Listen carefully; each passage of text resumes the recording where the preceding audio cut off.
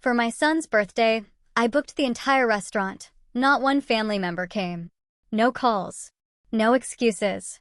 A week later, my brother texted, "Saved your spot for Jake's rehearsal dinner, $150 each. See you Saturday." I replied, "Your reservation is canceled." 20 minutes later, he was blowing up my phone while I was watching a movie with my son. I never thought a handful of empty chairs could break my heart or shatter every illusion I had about family. But watching my son wait, eyes shining, for people who would never arrive, that was just the beginning. The real war started with a text. That night, the Italian restaurant was quiet, too quiet. The red checkered tablecloths, the flickering candles, they felt like props in a play where everyone but us had forgotten their lines. An unspoken tension hung in the air, thick and heavy, threatening to choke the joy right out of us. My name is Julian. I'm 38, and I've never been one to ask for much. Drama? Not my thing. Attention? No, thanks. I never tried to outshine anyone in my family, even when I probably could have. I've always believed people should want to show up for each other without begging. Maybe that's why this still stings, even now, weeks later. I used to think if you gave love, you'd eventually get it back. Turns out, that's not always how it works, especially with family. From the outside, we look like a big, tight-knit clan. That's how my mom likes to present us.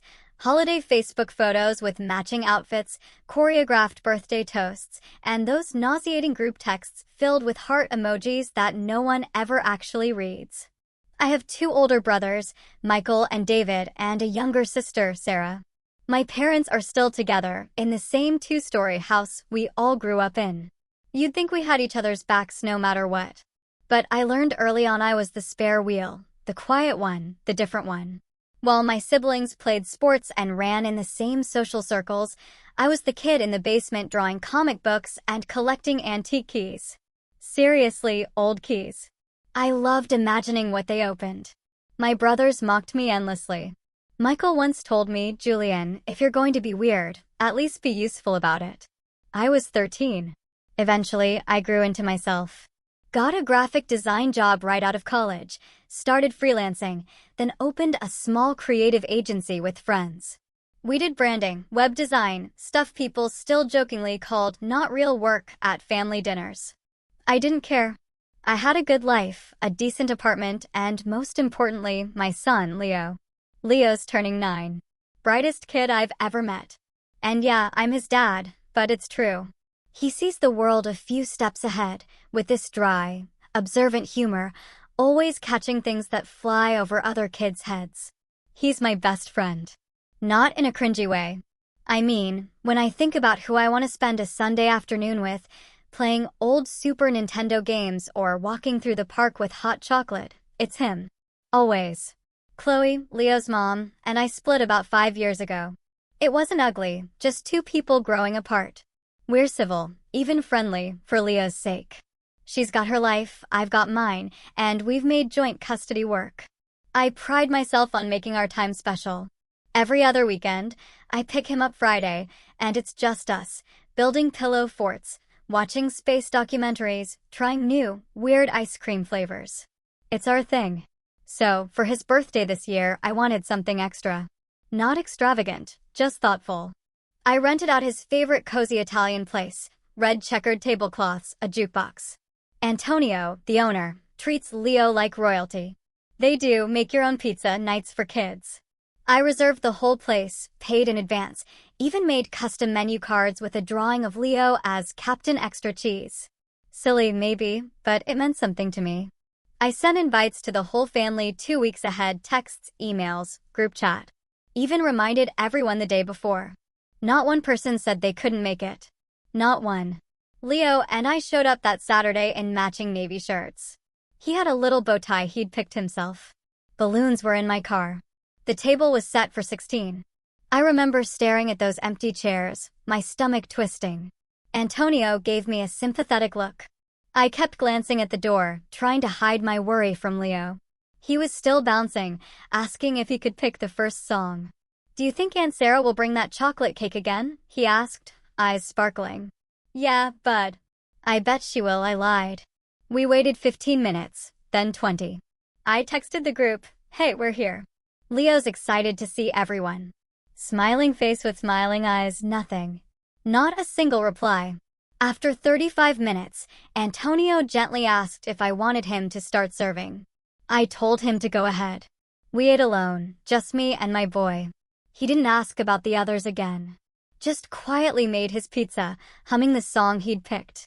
I smiled, told stories, laughed too loud at his jokes, but inside, I was unraveling.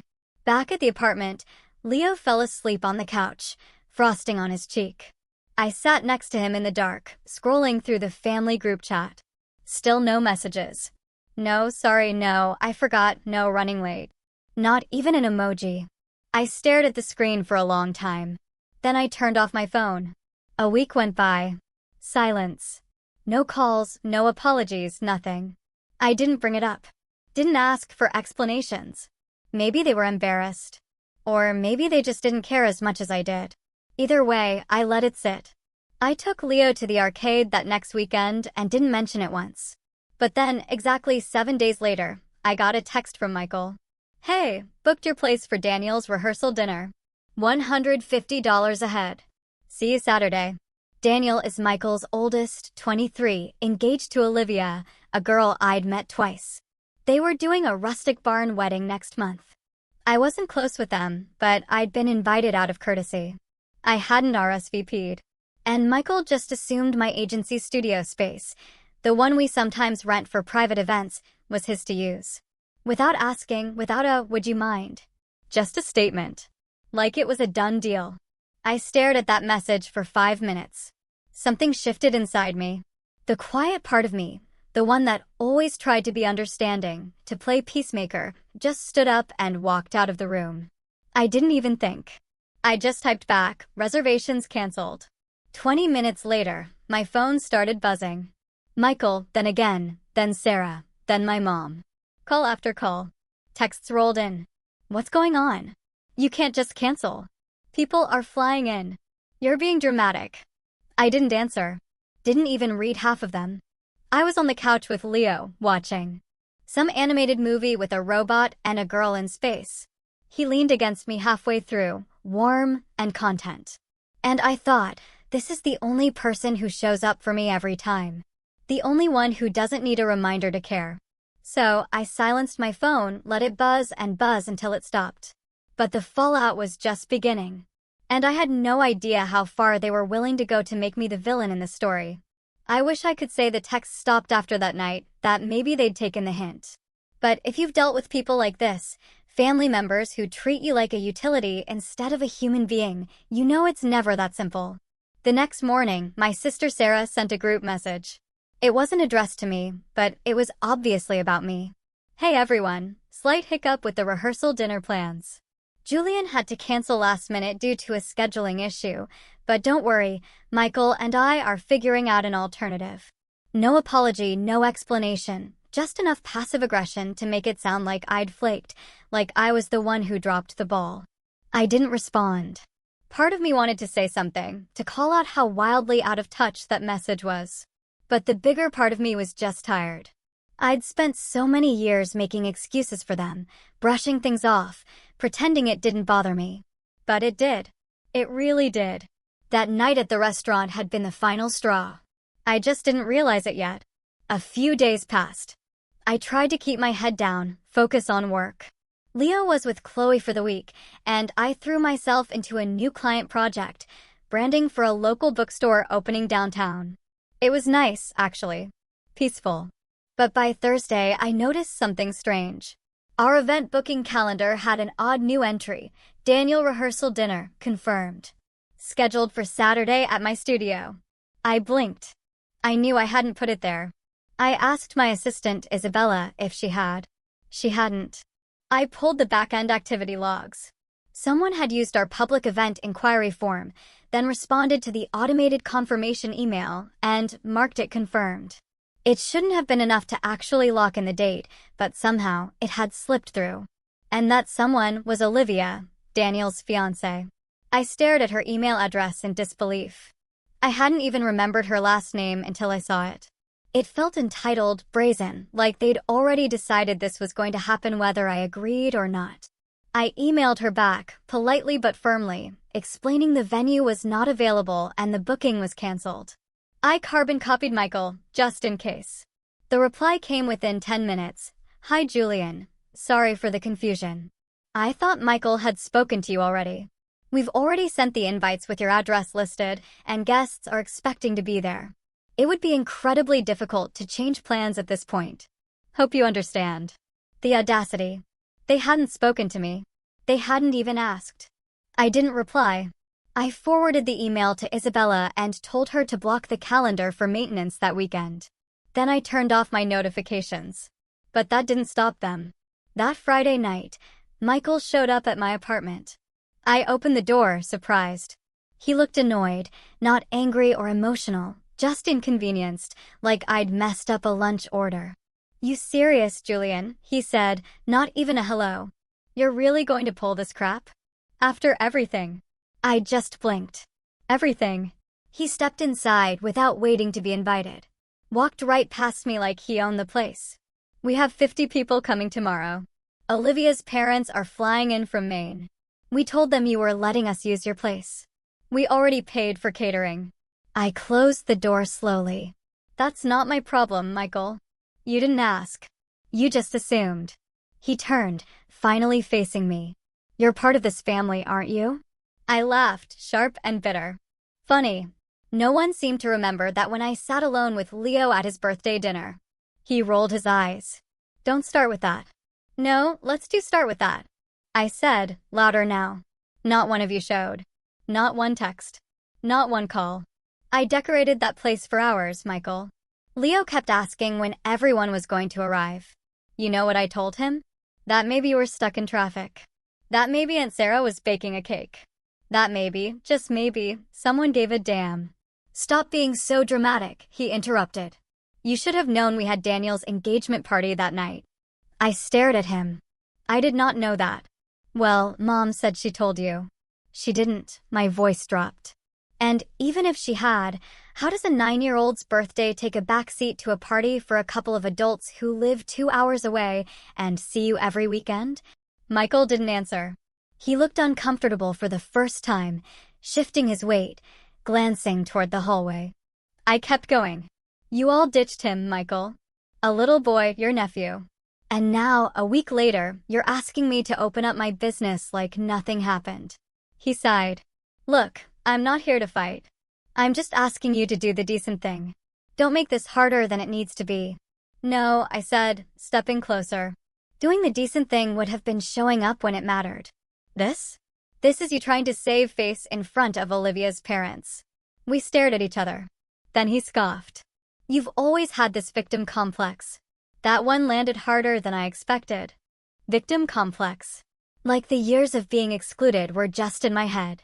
Like sitting alone in hospital waiting rooms while everyone visited each other was just coincidence. Like I hadn't watched him hand off Christmas gifts to my son without even remembering what grade he was in. I think you should go, I said quietly. He didn't argue. Just walked past me again, opened the door, and muttered, Don't be surprised if this blows back on you. And just like that, he was gone. I didn't sleep that night. I sat on the couch, lights off, TV on mute, scrolling through old pictures of Leo's birthday party from last year, the one where everyone had come. When my mom brought that lopsided carrot cake and Michael gave Leo a drone he later borrowed and never returned. I wondered what changed. Or maybe nothing had. Maybe I was just finally seeing it clearly. The next morning, I got an email from Olivia. Hey Julian, so sorry to hear you're still feeling upset. We've decided to go ahead with the dinner at your place since everything is already arranged and paid for. Hope you can make it. Attached was a flyer. An actual designed flyer with my business address on it. A cute little graphic of clinking champagne glasses. Join us for Daniel and Olivia's rehearsal dinner hosted at the J. Morgan Studio Event Lounge. My logo was on it. That was it. That was the moment. I don't know how to describe what I felt. Not rage exactly. Not sadness. It was like a cold clarity settled over everything. Like I'd been gaslit into believing I was part of a family that would never truly see me unless I was useful. And the worst part? I'd let them. I picked up my phone and texted Sarah. "Did you know they're using my studio tomorrow without permission?" She read it. Didn't reply. Then I texted my mom. "I hope you understand how painful it was when no one came for Leo's birthday." No response. So I made a decision. I drove to the studio. It was quiet. Isabella had already placed a "closed for private maintenance" sign on the door. I double-checked all the doors and windows. Then I unplugged the lights, locked the cabinets, and left the key with our building manager with strict instructions not to hand it out under any circumstances. Then I called Antonio, the owner of that little Italian restaurant. I asked him a favor. And that Saturday, while my phone blew up again, I took Leo to the movies. We watched a double feature, ate too much popcorn, took silly selfies in the photo booth. When he asked about the noise on my phone, I just smiled and said, "Some people don't like when you say no." He nodded solemnly, like he understood more than I gave him credit for. When we came home, there were 8 missed calls, a dozen texts, 1 voicemail from my mother. All variations of the same theme. "Why are you doing this? You're being selfish. You're ruining Daniel's big day." But I didn't feel selfish. For once, I felt like I was standing up. Not just for myself, but for Leo. For every quiet moment I'd let slide. For every time they'd looked right through me. I thought maybe they'd back off after that. I was wrong. Because Monday morning, I walked into the studio to find something waiting for me that would change everything. A letter. Official, typed on Michael's company letterhead. It wasn't an apology. It was a bill. And not just a casual request. A formal invoice claiming damages for last-minute cancellation, loss of deposit, and emotional distress. Total amount due, $3,600. And right there in the notes section, "We expect family to honor commitments." I sat down, the paper trembling in my hands. That was the breaking point. Because now it wasn't just disrespect. It was war. I wish I could say I ripped that letter in half, that I marched into Michael's office and gave him a piece of my mind, or that I called my mom and asked her what was going on. But I didn't do any of that. I just sat there, staring at that ridiculous invoice, my pulse in my ears, and something tight pressing behind my eyes. $3,600. That was rent on my studio, 3 months of groceries, a weekend trip with Leo. It wasn't the money that got to me. It was what it meant. After everything, after being ignored, after being used, after watching my kid get stood up by his own flesh and blood, they still thought they could twist the knife and smile while doing it. I set the paper down gently on my desk and left the office. I told Isabella the first wasn't feeling well. She didn't ask questions, just gave me a concerned look as I walked out the door and into the street, like I was sleepwalking. I ended up in the old park a few blocks away, the one with the duck pond and the broken fountain. I sat on a bench near the water and just breathed. Watched 2 toddlers chase each other with sticks while their moms talked about summer camp. I must have looked like a ghost, hood up, shoulders hunched, fingers twitching like I didn't know what to do with them. How did it get this bad? I wasn't new to being overlooked, but this was something else. The quiet exclusion I'd grown up with had always been painful but subtle, easy to rationalize. They forgot to invite me. They didn't mean it. It wasn't personal. But this. A bill for not letting them use my business like a free banquet hall. It was like someone had ripped the blinders off and shoved me into the cold. I didn't sleep that night. Didn't eat the next day. I kept going through the motions at work, client calls, design drafts, status meetings, but I was hollow, like someone had scooped out my insides and left a shell behind. And then one night, about a week after the letter, I went to pick up Leo from Chloe's. He opened the door, grinning, already halfway into a story about a science project. And "We're using vinegar and baking soda to launch this little paper rocket, and it goes so high. Dad, you should have seen it. Like, boom, straight into the ceiling tiles." I smiled, tried to keep it together, but Chloe caught it. She always had a way of reading me when I least wanted her to. After Leo ran to grab his backpack, she lingered by the door. "You okay?" she asked softly. "Yeah, I lied." She didn't blink. "You look tired." I laughed under my breath. That obvious? Only to someone who used to fall asleep next to you after 16-hour shifts. She rubbed the back of my neck. It's just family stuff. Her face shifted. The birthday thing. I nodded. She hesitated, then stepped out onto the porch with me. Leo didn't say anything, but I could tell he was quiet that Sunday. Just said he had fun with you and the pizza was good. I swallowed the lump in my throat. Chloe's voice dropped to a whisper. Julian, I know you don't want to hear this, but maybe it's time to stop letting them have so much power over you. You've spent years trying to prove your worth to people who don't even bother to RSVP to your son's birthday. You don't owe them anything, least of all your peace. I didn't say anything, just nodded. Because if I'd opened my mouth, something in me might have cracked. But her words stayed with me that night, echoed louder than I wanted them to. You don't owe them anything. That's when things began to shift. Not all at once. There wasn't some dramatic movie montage of me rebuilding my life. But something inside me, quiet and steady, began to change. I stopped answering the group texts. Muted the thread completely.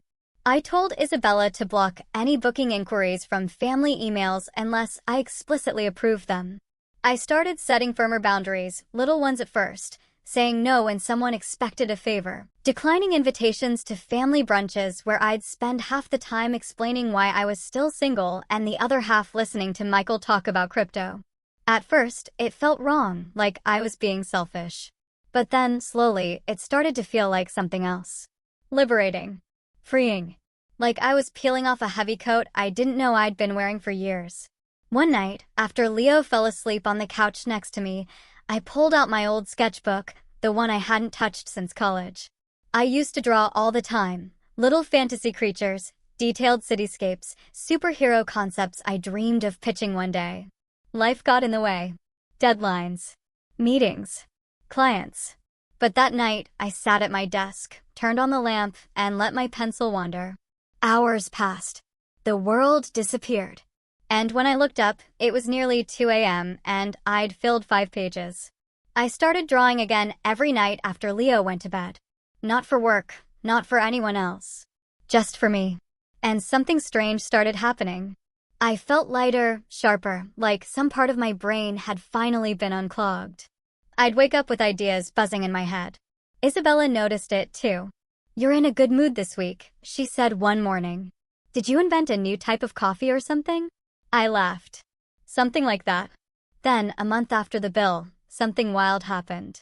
I posted one of my superhero designs, just for fun, on an old Reddit account I hadn't used in years. A sketch of a character Leo had come up with, Captain Marble, the kid with kinetic powers and a pet pigeon sidekick. I added a little caption, my 9-year-old superhero idea. Had to draw it. Let me know what you think. I went to bed. Woke up the next morning to over 7,000 upvotes, hundreds of comments, people asking for more. One guy asked if I had a Patreon. Another said he worked at a small indie publisher and wanted to talk about character development. I blinked at the screen, heart thudding. This wasn't a fluke. Over the next few weeks, I kept posting. One drawing turned into a mini comic. I started sharing sketches on Instagram. Then someone tagged me in a story, said their son printed out my drawing and hung it in his room. That's when I realized I'd been starving for this. Not the likes, not the attention, but the connection, the feeling that something I made mattered to someone. Michael and the others still loomed in the background. Every once in a while, I'd get a text, a vague apology, a half-hearted attempt to grab coffee. I ignored most of them. And then one day, Leo brought home a family tree assignment from school. We sat at the table, crayons scattered everywhere, drawing little portraits. Should I put Uncle Michael? He asked, coloring in his grandma. I paused, then said, only if you want to. He looked at the paper for a long moment. Then he smiled and started drawing our cat in that spot instead. Captain Marble needs a feline sidekick, he said. And I knew I was doing something right. But even as things started to rise, my art, my confidence, my relationship with Leo, something was still brewing behind the scenes. I found out from Isabella that Michael had gone to one of our suppliers behind my back, tried to undercut our printing costs for his new entrepreneurial venture. When they refused and told me, I wasn't surprised. I heard through my cousin that my mother was telling people I distanced myself because I was bitter about not being as successful as my brothers. And then, just when I thought they'd finally let it go, I got another letter in the mail. This one wasn't a bill. It was a formal notice of small claims court. Michael was suing me. The charge? Breach of verbal contract. The date? 3 weeks from that day. I read the paper once, twice. Then I set it down, picked up my pencil, and sketched something I hadn't in a long time. A door. And a key. Because I'd finally found what had opened. And I wasn't going back. Not now. Not ever. But if Michael wanted a fight? Well, I had just the plan. When I first read the court summons, my hands didn't shake. My heart didn't race. I just sat there at the kitchen table, the letter in one hand, a half-eaten piece of toast in the other, and let the absurdity of it wash over me. Michael, my own brother, taking me to small claims court. Over a verbal agreement he fabricated out of thin air. Over a rehearsal dinner that never should have been my responsibility. Over me finally saying no. At first, I thought maybe it was some scare tactic, a petty play to humiliate me. But then I read the details. He'd attached receipts from the caterer, florists, even a refund slip from some custom napkins printed with Daniel and Olivia, Love and Bloom. Yes, really. His filing claimed I guaranteed venue usage verbally with witnesses present, and that my negligence had caused emotional distress and significant financial loss. And the witnesses? My mother and Sarah. It hit me like a sucker punch that they were willing to go that far. Not just enabling him, not just ignoring what he did to Leo and me, but actively backing him. I sat at the table for over an hour, flipping that letter over, trying to understand how the people who were supposed to protect me had turned into people I needed protection from. But then, something clicked. Not rage. Not grief. Precision. I could feel a plan beginning to form. Not fully realized, not even fleshed out, but the spark was there. For the first time in years, I didn't feel like the family punching bag. I felt like a chess player with pieces finally in motion. And I wasn't going to let them make me the villain in my own story. First things first, I got a lawyer. Her name was Elena Garcia, and she looked like the kind of person who'd survived 6 lifetimes in one. Sharp, unflinching mid-50s, with streaks of silver hair pulled into a clean bun. She'd worked on everything from corporate litigation to nasty family estate disputes, and she didn't blink once reading Michael's complaint. This isn't a case, she said, flipping to the second page. It's a tantrum. I liked her immediately. Elena walked me through the basics. He's suing for under $10,000, so it falls under small claims. No jury, no formal discovery, but that doesn't mean you can't crush him. Good, I said, because I don't want to just win. I want to end this. Her eyes twinkled. I spent the next 2 days combing through everything. Texts, emails, receipts, calendar logs, even Antonio's invoice from the restaurant I'd actually reserved for that weekend. Isabella helped me collect studio records showing the space had been blocked off for maintenance well before the rehearsal dinner debacle. She even had security camera footage showing no one ever showed up that Saturday except me and Leo briefly to grab a tablet I'd left behind. I built a timeline. Layered. Documented. Airtight. I wasn't just defending myself. I was building a case that would expose everything. Every assumption, every entitled demand, every whispered lie. But that was only part of it. Because for once, I wasn't just playing defense. I was setting the board. See, Michael's entire life revolved around image. He worked in real estate, pompous luxury development stuff, Instagram drone videos of half-built condos, constant networking dinners, always trying to get investors to see him as a visionary. His latest pitch, a boutique property line called Nestke Living, meant to blend modern minimalism with soul. Don't ask. Here's the thing. When you work in branding, like I do, you start to notice patterns. You know what makes a story stick. You know what tanks a reputation. So I started digging. Not illegally, just public records, social media breadcrumbs, old networking events. And slowly, I pieced together something interesting. Michael had filed to trademark Nestke Living under his personal LLC. But the domain was registered by his business partner, a guy named Noah. The two had co-hosted a webinar a few months back, pitching investors for an upcoming pilot property, a 6-unit complex upstate. But none of their promotional materials listed Michael's involvement officially. He was trying to stay behind the scenes. Why? Because, as it turned out, Michael had defaulted on a private investor agreement 2 years earlier during a separate failed development. One that led to some pretty heated arbitration. It never made the news, but it spooked enough people that he was trying to rebuild under a new name, carefully distancing himself from any failed past ventures. That meant image was everything. Clean image, no mess, no drama. And now he was dragging me to court publicly. I wasn't going to stop him. I was going to let him, and make sure everyone was watching. Elena and I discussed the details. In small claims, lawyers aren't required, but you're allowed to have one consult and prep you. I'd represent myself in court, but she'd help me draft my countersuit. Yes, countersuit.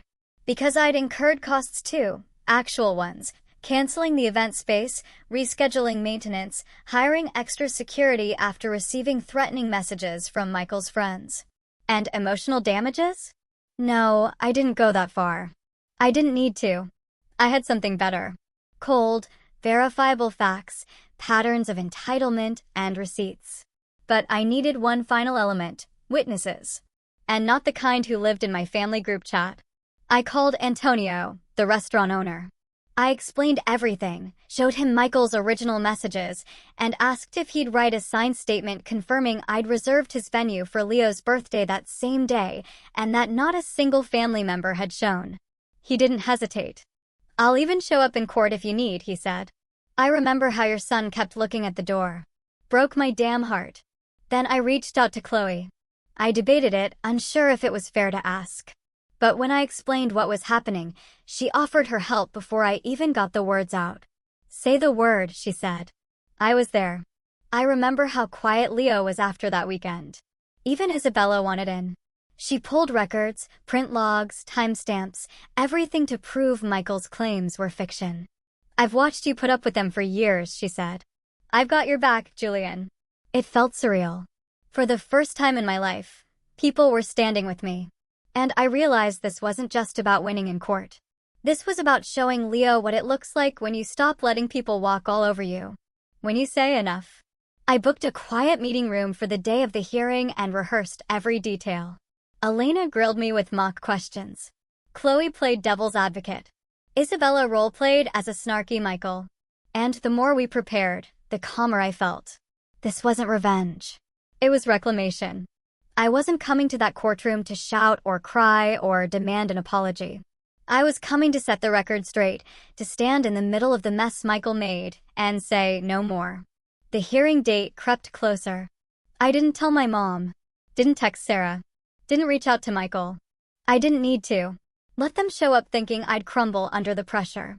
Let them think I was the same pushover who used to sit quietly at Christmas while they laughed at my hobbies and handed my kid last-minute gift cards. I wasn't him anymore.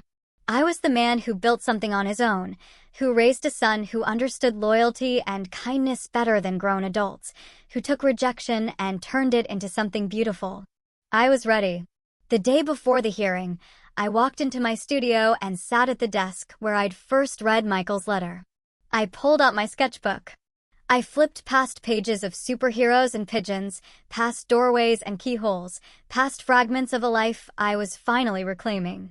And on a fresh page, I drew a courtroom. One chair was empty, the other occupied by someone holding a piece of paper.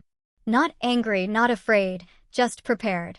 Because tomorrow, Michael would walk into that courthouse expecting a fight. But he wouldn't realize I'd already won. Courtrooms are never as dramatic in real life as they are in movies. No slamming gavels or shocked gasps from the gallery.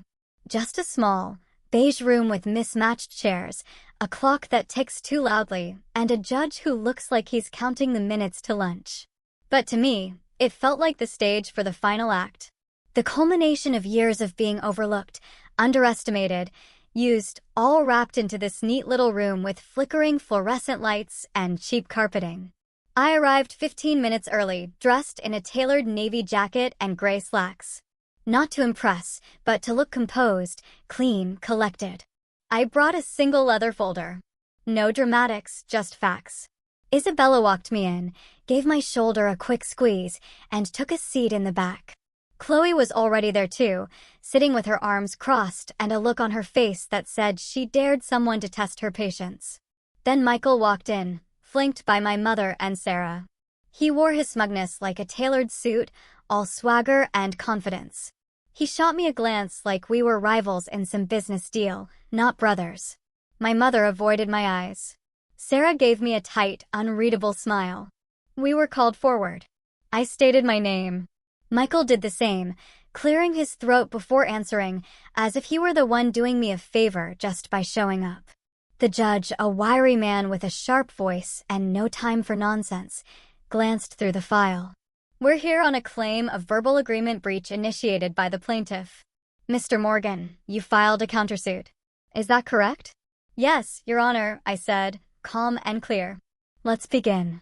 Michael wasted no time launching into his performance. He described the deal we'd supposedly made, that I'd offered my venue freely, that I'd confirmed it multiple times. Verbally, that I'd pulled the rug out the day before the event and caused irreparable harm to his and Olivia's wedding process. I had guests flying in from out of state, Your Honor, he said, using that fake corporate tone he'd mastered. I lost money. My reputation as a professional was damaged, and I have witnesses who can confirm the agreement was in place. He gestured toward my mom and Sarah, who nodded solemnly like this was some funeral for truth itself. Then it was my turn. I took my time, opened my folder, flipped to the first exhibit, an email printout. Your Honor, this is the only written communication referencing the use of my venue. It came from Olivia, Michael's fiancée, after invitations had already been sent, assuming access to a space she had not secured. I never agreed to it. There is no signed contract, no message of consent, and no payment. I handed it to the clerk. Then came the reservation logs from my event calendar, showing that I had booked my studio for maintenance a full week before the rehearsal dinner was announced. Then Antonio's signed statement, confirming that I had, in fact, rented his restaurant for my son's birthday that same day, with no shows from every invited family member. Then security footage, timestamped video of me and Leo walking in and out of the studio that day, with no guests ever arriving for a dinner that never happened. The judge raised an eyebrow. Michael shifted in his seat. I have additional witnesses if the court is willing, I said. Proceed, the judge said, gesturing. I turned to the back of the room.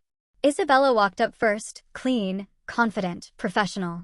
She described the studio's booking system, the calendar entries, the public-facing form, and how Michael had never gone through the proper process, just assumed ownership over the space.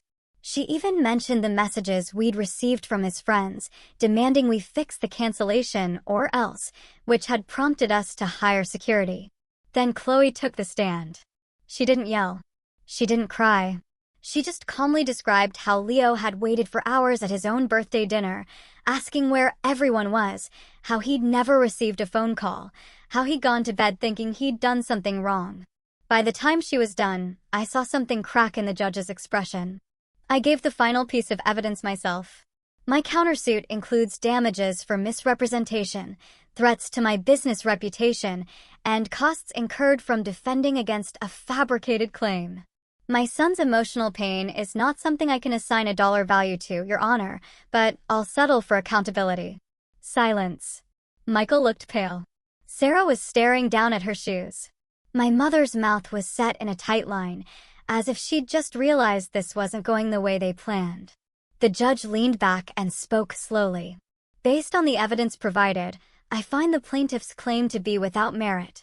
There is no indication that a formal or even informal agreement was established. Mr. Morgan acted within his rights in denying access to his business. The plaintiff's assumption does not constitute a contract. Michael blinked. I also find sufficient basis for the defendant's countersuit. The behavior demonstrated by the plaintiff, including coercion, misrepresentation, and misuse of family influence to manipulate business property, has caused material and reputational harm. I award the defendant damages in the amount of $4,800. Michael's jaw dropped.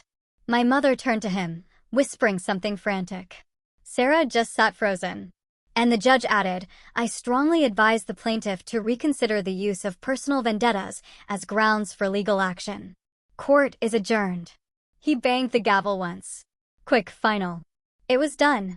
I stood up slowly, gathered my folder, nodded politely at the judge, then turned and walked out without looking at my brother. Outside, the sun was shining like it hadn't in weeks. Isabella clapped me on the back. Chloe hugged me. Leo, who'd stayed home with one of Chloe's friends, sent me a selfie holding a drawing he'd made of me in a cape, with the caption, "My dad beat the bad guys." Michael never apologized. But the fallout was fast. Word of the lawsuit spread.